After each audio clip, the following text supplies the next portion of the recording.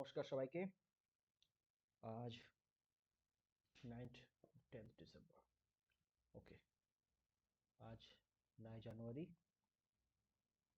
শুরু হচ্ছে RRB NTPC previous year questions GK discussion. 10টা কোয়েশ্চেন হবে এখানে, সেট 1 থেকে।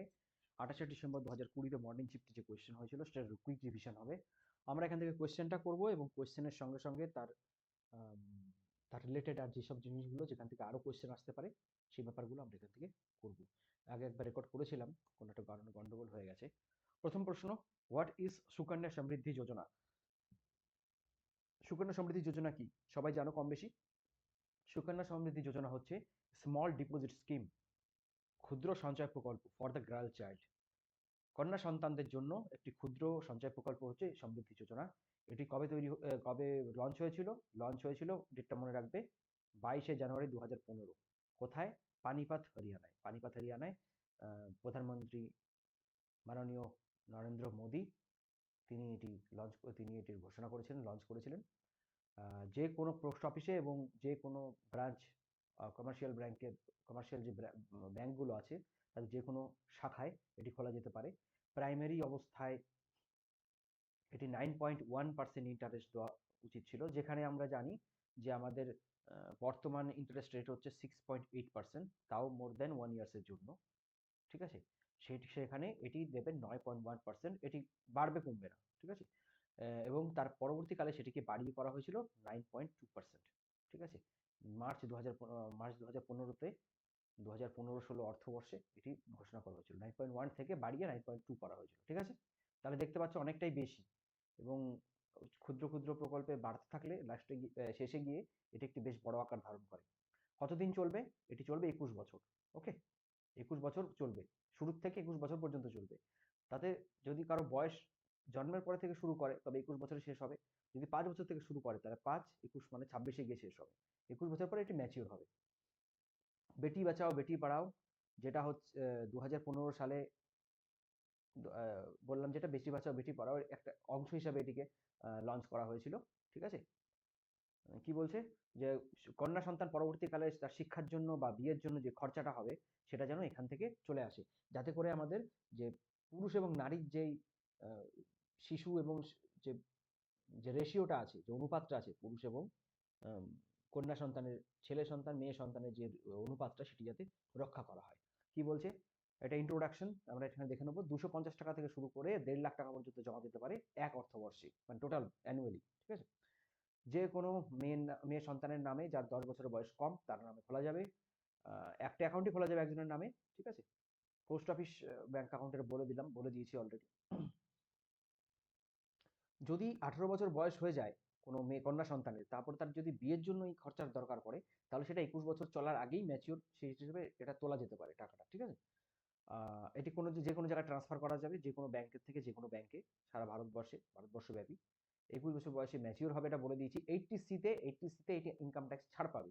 আর এটির থেকে যে সুদটা আয় হবে সেটিও ইনকাম ট্যাক্স 10-এর আন্ডারে, ইনকাম ট্যাক্সের বাইরে সে ছাড় হবে। ঠিক আছে, ইনকাম ট্যাক্সের বাইরে, এটা এক্সেমপ্টেড ক্যাটাগরিতে। ওকে, পরবর্তীকালে আমরা বোঝাবো।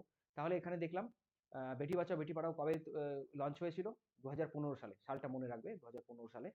বালিকা সমৃদ্ধি যোজনা কবে লঞ্চ হয়েছিল? 1997 সালে। ওকে, কি জন্য?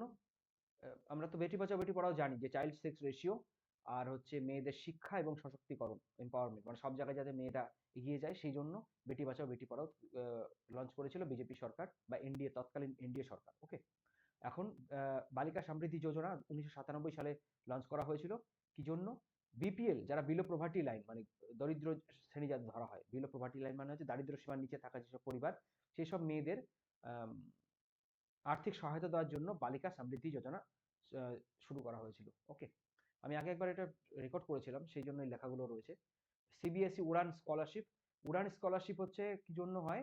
সিবিএসই বোর্ডের থেকে, যারা CBSE board, central board of secondary education, জানো যে এটা কেন্দ্রীয় সরকারের বোর্ড।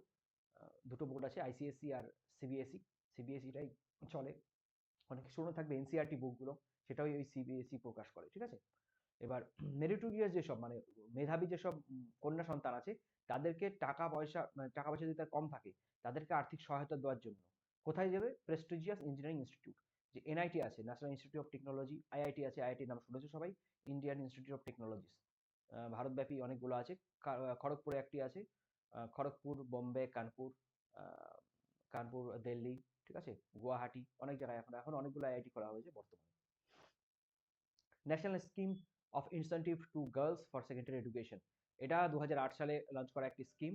এটা কি মিনিস্ট্রি অফ এডুকেশন এবং the department of school education, এই দুটো ডিপার্টমেন্ট মিলে তৈরি করেছিল। Department of school education and literacy of the ministry of education, ঠিক আছে, এই দুটো ডিপার্টমেন্ট মিলে এটা চালু করেছিল। কি জন্য?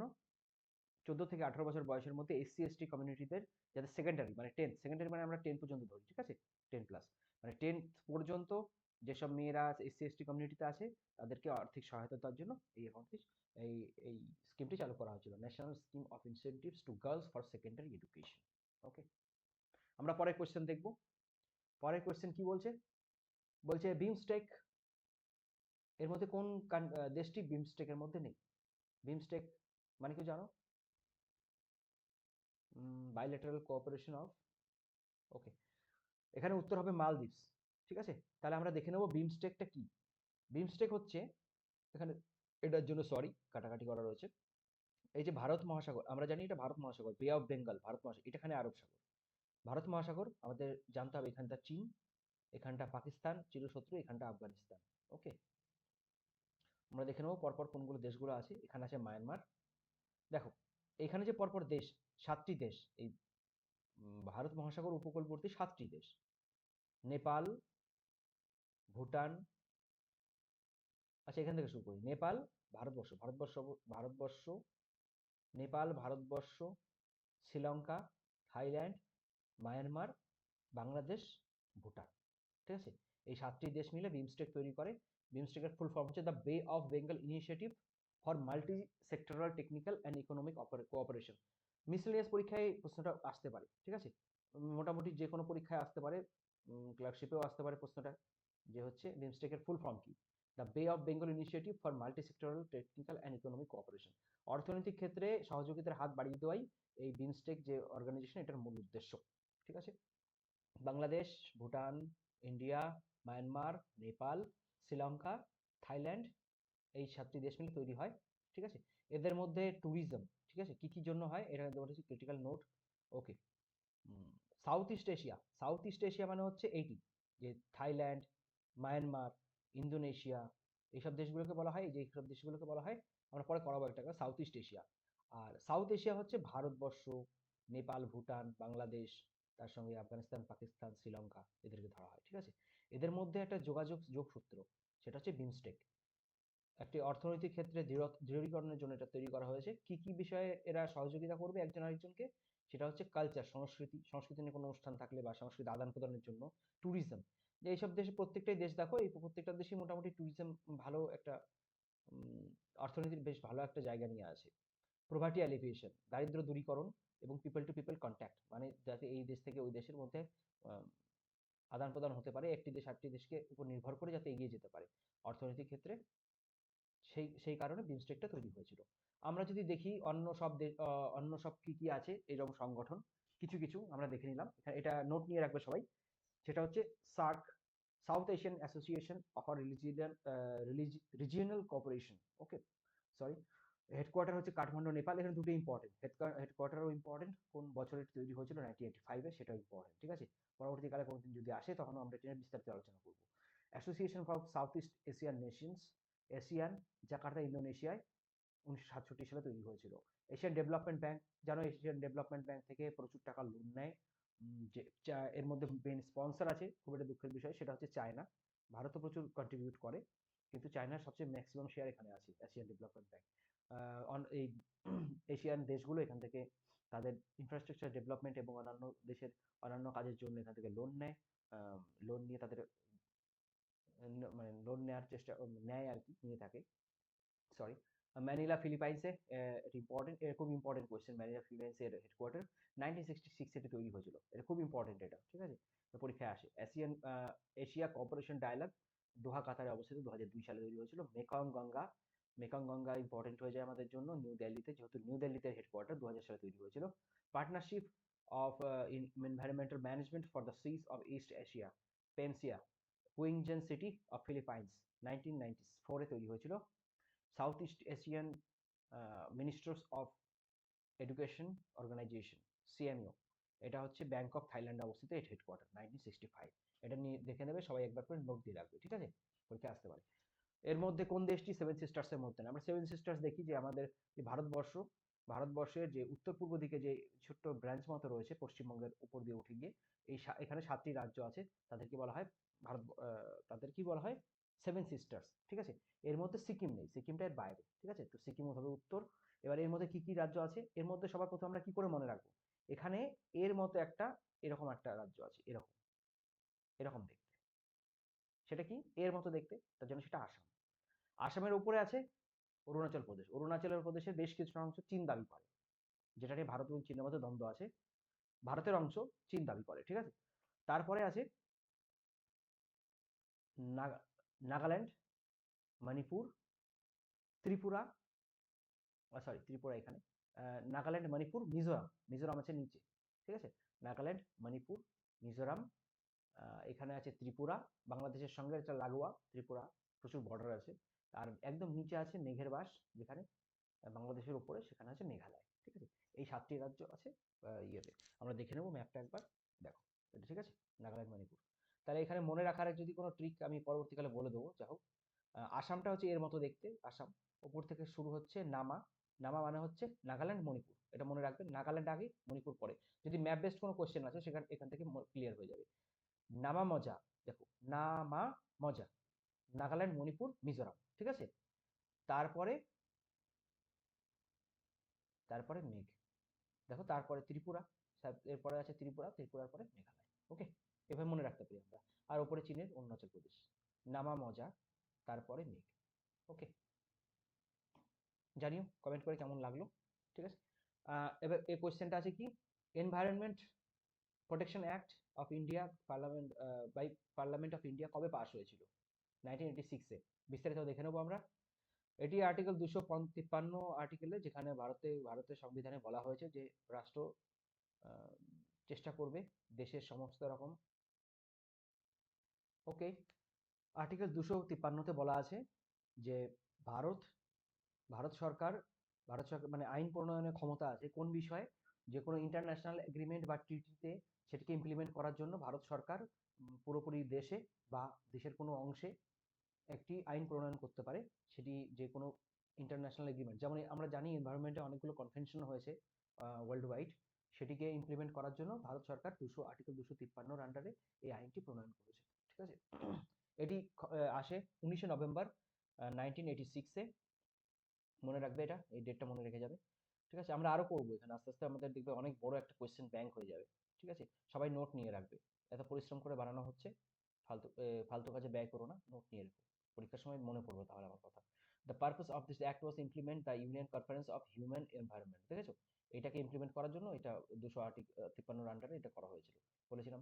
1986 হচ্ছে মার্চে এটা তৈরি হয়েছিল, 19শে নভেম্বর এটি ইমপ্লিমেন্টেড হয়েছিল। 26টি সেকশন আছে, 4টি চ্যাপ্টার আছে, এটা আসবে না যদিও, 26টি সেকশন, 4টি chapter, okay. Environment protection act was never amended, এই আইনটি কখনো এখন পর্যন্ত সংশোধিত হয়নি। আরো কিছু অ্যাক্ট আছে, এটা খুব important act, wild life protection act 1972, যেমন বিরল কোনো বন্যপ্রাণী কোথাও দেখলে আমরা জানি যে ট্রেনে, বাসে বা কোথাও যদি কেউ কোনো কচ্ছপ, বিশেষ করে কচ্ছপটা যেমন বিলুপ্তপ্রায় প্রাণীর মধ্যে পড়ে, করে কেউ যদি কচ্ছপ বা কোনো সজারু বা এরকম কোনো বন্যপ্রাণী যারা মানে হরিণ, এগুলো যদি কেউ মেরে ফেলেন, বা আমরা জানি সলমান খানের একটা বিখ্যাত কেস হয়েছিল চিঙ্কারা হরিণ মারা নিয়ে, সেগুলো কোন আইনের আওতায় পড়ে? এগুলো আওতায় পড়ে ওয়াইল্ড লাইফ প্রোটেকশন অ্যাক্ট, মানে কোনো বন্য প্রাণীকে হত্যা করা চলবে না, ঠিক আছে। Prevention of cruelty to animals act 1960, এটা খুব ইম্পর্টেন্ট, ওয়াইল্ড লাইফ প্রোটেকশন অ্যাক্টটা, ঠিক আছে। বায়োলজিক্যাল ডাইভার্সিটি অ্যাক্ট, এটা ইম্পর্টেন্ট, 2002, এটা পরীক্ষায় আসে, প্রচুর পরীক্ষায়। Recycled plastic manufacturing and usage rule 1999, construction and demolition waste management rules 2016, ওকে।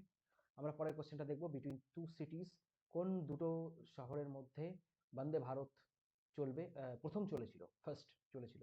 উত্তর হচ্ছে নিউ দিল্লি এবং বানারসির মধ্যে, ঠিক আছে। নিউ দিল্লি এবং বানারসির মধ্যে প্রথম, বানারসি হচ্ছে তোমার উত্তরপ্রদেশের একটি সিটি, জানি, ওকে। মেইন আমাদের যেই বন্দে ভারতগুলো আছে, বন্দে ভারত হচ্ছে semi high speed semi bullet train বলা যেতে পারে, ঠিক আছে? 160 কিলোমিটার গতিবেগ পর্যন্ত চলতে পারে, ঠিক আছে? এটি নিউ দিল্লির থেকে প্রচুর জায়গায় আশেপাশের সিটিগুলোতে যায়। হাওড়া থেকেও অনেকগুলো বন্দে ভারত আছে।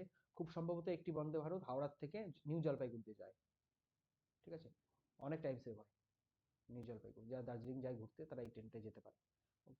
আমরা এবার নতুন যেটা খবর সেটা হচ্ছে স্লিপার ট্রেন আনার কথা চলছে। কারণ বন্দে ভারত মেইনলি শর্ট ডিস্টেন্সে চলে, হাই স্পিড ট্রেন শর্ট ডিস্টেন্সে চলে যেখানে শোয়ার দরকার পড়ে না। মেইনলি এটি সিটার কার, মানে বসে বসে মানুষ যেতে পারে, ট্রাভেল করতে পারবে কমফোর্টেবল, কিন্তু বসে যেতে পারবে, শোয়ার ব্যবস্থা নেই। কিন্তু বর্তমানে স্লিপার কোচের কথা চলছে, সেটা হচ্ছে প্রথম চলবে 800 কিলোমিটার যাবে এটা নিউ দিল্লি থেকে শ্রীনগর।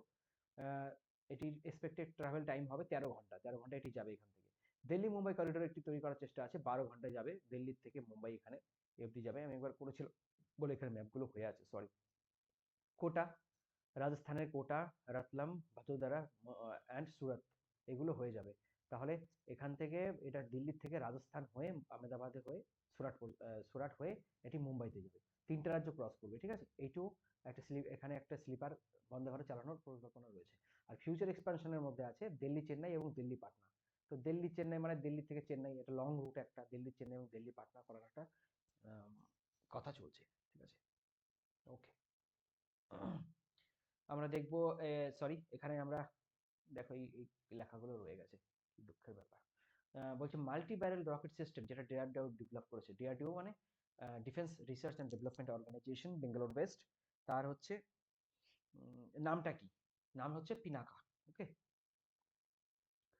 পিনাকা। পিনাকা হচ্ছে কাকে বলা হয়? লর্ড শিবা, মানে মহাদেবের যে ধনুক, তার নাম পিনাকা। সেই পিনাকা থেকেই এটা করা হয়েছে। Okay. Defence research and development Organisation কবে তৈরি হয়েছিল এটা এটা কেউ বলে দাও। হ্যাঁ, হোমওয়ার্ক থাকলে সবাই দেখে নেবে। ডিআরডিওটা কবে তৈরি হয়েছিল? ব্যাঙ্গালোরে তৈরি হয়েছিল, এটা ব্যাঙ্গালোরে আছে এখনো, ঠিক আছে? মাল্টিপল লঞ্চ রকেট সিস্টেম, কেউ যদি পরীক্ষা দাও ডিআরডিওতে কখনো চাকরি করার জন্য, তাহলে তার চাকরিটা কিন্তু ব্যাঙ্গালোরে হবে, ঠিক আছে? মনে রাখবে, কর্ণাটকের রাজধানী ব্যাঙ্গালোর।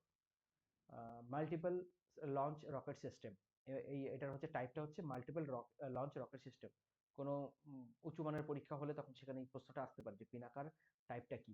অনেকগুলো অপশনস থাকবে, তার মধ্যে এটা বেছে নিতে হবে। কবে হয়েছিল ইন্ট্রোডিউস? 2004 সালে। এর হচ্ছে রেঞ্জ, MK1 যেটা, তার রেঞ্জ হচ্ছে 40 কিলোমিটার। MK2 যেটা আছে তার রেঞ্জ হচ্ছে 75 কিলোমিটার, মানে MK2 যেটা, ঠিক আছে? আর এটি কতটা মানে বিস্ফোরক গ্রহণ করতে পারে? বিস্ফোরক মানে ওয়ারহেড হচ্ছে 250 কেজি থেকে 300 KG, depending on the type. Okay. এটির লঞ্চ ভেহিকল কিরকম? ট্যাট্রা। ট্যাট্রা বেস ট্রাক, মানে হচ্ছে মোবাইল প্ল্যাটফর্ম। এটি একটা ট্রাকের উপরে থাকবে, সেই ট্রাকটা এক জায়গা থেকে আরেক জায়গায় চলে যাবে।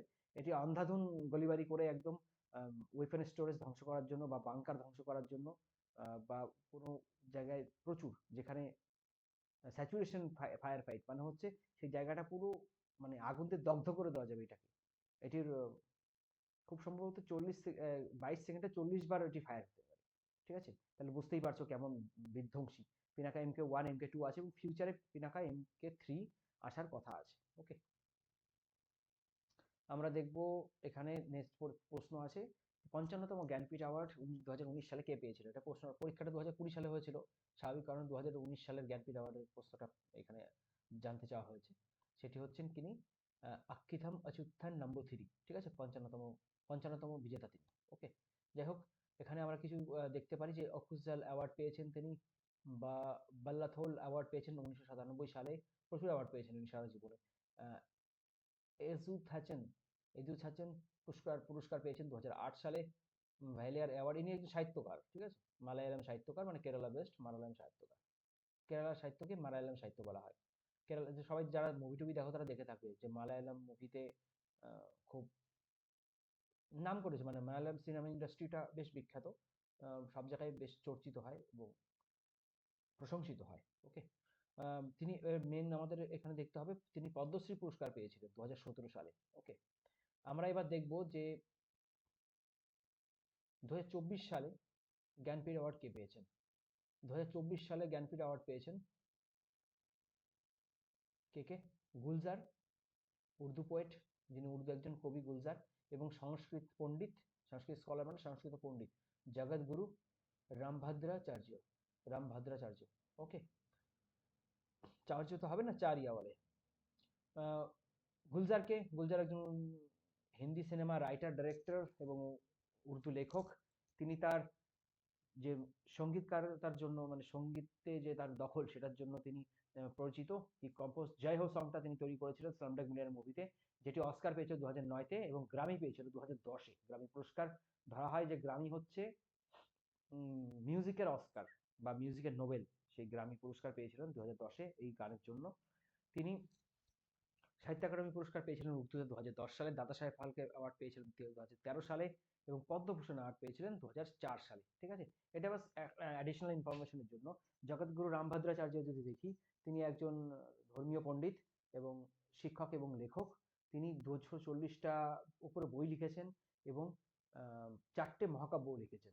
তিনি মধ্যপ্রদেশে অবস্থিত চিত্রকূটে যে তুলসী পীঠ আছে, তার কর্মকর্তা, মানে তার হেড, এবং তিনি তার প্রতিষ্ঠাতা।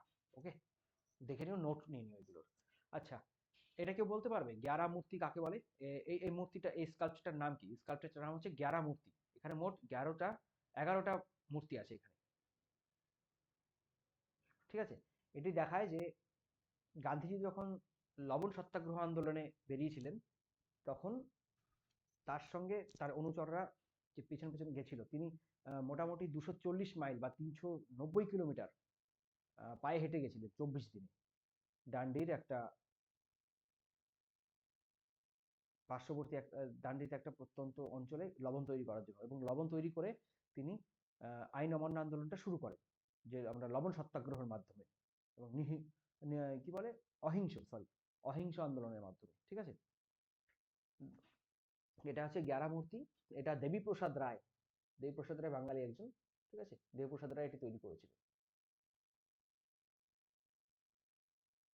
ওকে, তারপরে যদি আমরা দেখি মহাত্মা গান্ধী, তাহলে এখানে প্রশ্ন ছিল মহাত্মা গান্ধী মানে লবণ সত্যাগ্রহ আন্দোলন সবরমতী থেকে ডান্ডিতে গেছিলেন। ডান্ডি গুজরাটের কোন রাজ্যে অবস্থিত? নাভাসারি। ঠিক আছে, নাভাসারি। গান্ধী, এটি শুরু হয়েছিল 12ই মার্চ থেকে লবণ সত্যাগ্রহ আন্দোলন শুরু হয় এবং 6 এপ্রিলে শেষ হয়। ইনি 24 দিনে। আহ, এর আগে কি হতো, এর আগে অন্য কারো লবণ তৈরি করার অধিকার ছিল না পরাধীন ভারতবর্ষে। ঠিক আছে, তো সেটি একটি প্রতিবাদ ছিল এবং নিজের হাতে লবণ তৈরি করে গান্ধীজি লবণ আইন অমান্য আন্দোলন শুরু করেছিলেন। তাহলে 1930 সালে 6 এপ্রিলে এই ডান্ডি মার্চ, ওখানে লবণ আইন অমান্য আন্দোলনটা শুরু হয়েছিল। ওকে, রুট। আর সাবরমতী আশ্রম থেকে ডান্ডিতে গেছিল, এটি 390 কিলোমিটার মতো দূরত্ব, পায়ে হেঁটে গেছিলেন এখান থেকে। দেখো আমরা ম্যাপটা দেখতে পারি এখান থেকে। এটা গালফ অফ কাচ, কাচ্ছের উপসাগর, এটি খাব্বাত উপসাগর। কাচ্ছ হচ্ছে ভারতের বৃহত্তম জেলা, সবচেয়ে বৃহত্তম, যেটা কিনা কোনো রাজ্যের থেকেও আয়তনে বড়, অনেক রাজ্যের থেকে আয়তনেও বড়। ঠিক আছে, এখানে সুরাট হয়ে গেছিলেন, সুরাট আছে এখানে। ওকে, নেক্সট দেখছি নবগাঁও। ম্যাপটা দেখে নিও একবার, তোমাদের সুবিধার জন্য করা হয়েছে। এখানে বলা হচ্ছে শ্রীনগর এবং লেকে কোন পাস সংযুক্ত করে? সেটা হচ্ছে জজিলা। ওকে, জজিলা আমরা ম্যাপে দেখে নেব জজিলা কোথায় অবস্থিত, তাহলে মনে থাকবে। আরো অনেক পাস আছে, সেই পাসের একটা ভিডিও আমি বানিয়ে দেবো পরে। তোমরা জানাবে যদি কি কি দরকার, তোমাদের কি কি লাগবে, সেইভাবে আমি বানিয়ে দেবো। পরিশ্রম করছি, করতে আমার কোনো আপত্তি নেই, কিন্তু যাদের জন্য করছি তাদের যেন কাজে লাগে। এটাই হচ্ছে জম্মু অ্যান্ড কাশ্মীরের ইউনিয়ন টেরিটরি। আর এটা হচ্ছে লাদাখ টেরিটরি। লাদাখটা বড় দেখতেই পাচ্ছি। তো এখানে শ্রীনগর, এখানে লে। তো এটি এই জম্মু কাশ্মীর অঞ্চলকে পুরোপুরি ভারতের উত্তর পূর্ব ভারতের সঙ্গে যুক্ত করে, একদম উত্তর ভারতের মানে পূর্ব অংশের সঙ্গে যুক্ত করে। সেটা জজিলা, এখান থেকে লাখ, এখানে হচ্ছে জজিলা, এই যে দেখা যাচ্ছে। আর আরেকটা প্রশ্ন, যে থেকে মানালি। মানালি হচ্ছে হিমাচল প্রদেশের মানালি, জানো সবাই, অনেকে ঘুরতে যায় লে লাদাখ মানালি। ঠিক আছে, তো এই দুটোর যে যুক্ত করেছে তারা হচ্ছে বার্লাচালা। ওকে, জজিলা এখানে বলা আছে, নোটটা দেওয়া আছে, কার্গিল ডিস্ট্রিক্টে অবস্থিত জজিলাটি। কার্গিল জানো, সেই কার্গিল ওয়ার যেখানে হয়েছিল, সেই কার্গিল ডিস্ট্রিক্ট। ওকে, না, এই কার্গিল ডিস্ট্রিক্ট ওই কার্গিল নয়, এটা ভুল হবে। ঠিক আছে, এই কার্গিল ওয়ার কিন্তু এখানে হয়নি। এটি কার্গিলটা উপরে একটি জায়গায় অবস্থিত, যে কার্গিলের মাউন্টেন। এই কার্গিলটা, এখানে কার্গিল যে একটা ডিস্ট্রিক্ট আছে, সেই ডিস্ট্রিক্টের মধ্যে জজিলাটি অবস্থিত। ওকে, তাহলে আমরা দেখবো এর পরে কি আছি।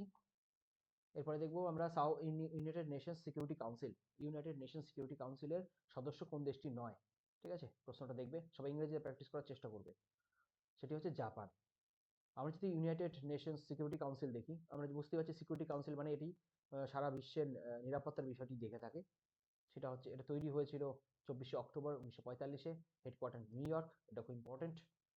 ডিটারমাইনিং, আচ্ছা, কোনো দেশ কোনো দেশের উপর দখল করে নিচ্ছে না তো জোরপূর্বক অন্যায়ভাবে, সেটা দেখার জন্য ইউনাইটেড নেশনস সিকিউরিটি কাউন্সিল দায়ী থাকবে।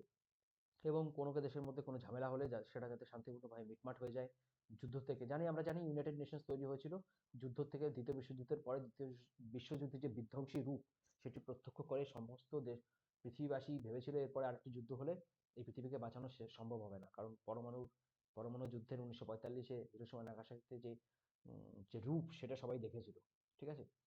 তাহলে সেই জন্য ইউনাইটেড নেশনস তৈরি হয়েছিল, তারই একটা অংশ ইউনাইটেড নেশনস সিকিউরিটি কাউন্সিল। ওকে, এখানে পাঁচটি দেশ আছে, 5টি পার্মানেন্ট মেম্বার আর 10টি নন পার্মানেন্ট মেম্বার। 5টি যে পার্মানেন্ট মেম্বার আছে তার হলো China, France, Russia, United kingdom মানে ইংল্যান্ড এবং ইউনাইটেড স্টেটস মানে আমেরিকা। ওকে, আর 10টি আছে, 10টির মধ্যে খুব ইম্পর্টেন্ট হয়ে যায় সোমালিয়া, পাকিস্তান এবং আরও কিছু দেশ আছে, সেগুলো ইম্পর্টেন্ট, আমরা সেগুলো সব মনে রাখা সম্ভব নয়। ওকে, এটি ফার্স্ট সেশন হয়েছিল 17ই জানুয়ারি 1946-এ, চার্চ হাউস, ওয়েস্টমিনিস্টার। কোথায়? লন্ডনে। লন্ডনের ফার্স্ট অধিবেশন হয়েছিল 1946 সালে। এটা জাস্ট জেনে রাখো, কিন্তু এই ডেটটা মনে রাখবে, 24শে অক্টোবর 1945, হেডকোয়ার্টার নিউ ইয়র্ক। ওকে, তাহলে কেমন লাগলো আজকের ক্লাস জানিও। আমি বেশি করতে পারলাম না, শর্ট ভিডিও করেছি। তোমাদের ভালো সাড়া পেলে এবং পরবর্তীকালে অবশ্যই আরো ভালো ভালো জিনিস নিয়ে আসবো। ম্যাথসের ক্লাস রেগুলার আপলোড হচ্ছে।